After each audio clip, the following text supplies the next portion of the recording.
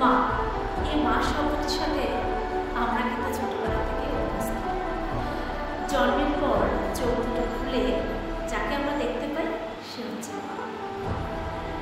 যখন বুঝতে শিখি, হাঁটতে শিখি, প্রথম কথা বলতে শিখি, তখনই আমরা প্রথম কথাটাই বলি মা।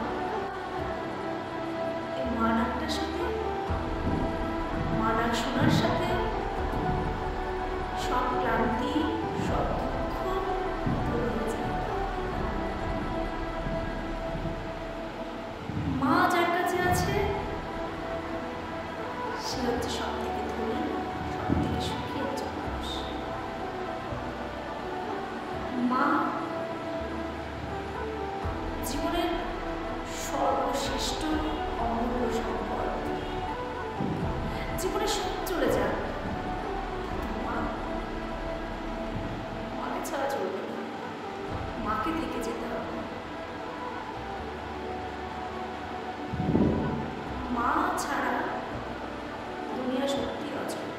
সকল মারা ভালো থাকুক, সকল সন্তানরা ভালো থাকুক, সকল সন্তানরা মায়েদের সঙ্গে জড়িয়ে থাকুক। কথায় বলে কুসন্তান যদি বা হয়, কুমাতা কখনো নয়। মা কখনো সন্তানদেরকে দূরে সরিয়ে রাখতে পারে না। মা এমন একটা সম্পদ যে হারিয়ে গেলে আর কোনোদিন তাকে পাওয়া যাবে।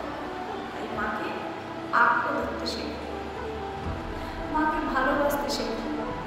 যেদিন এই পৃথিবীর আলো দেখেছি, প্রথম দেখেছি মা। তারপর যখন একটা দুটো ভুলে শিখেছি, প্রথম ডাক দিয়েছি মা।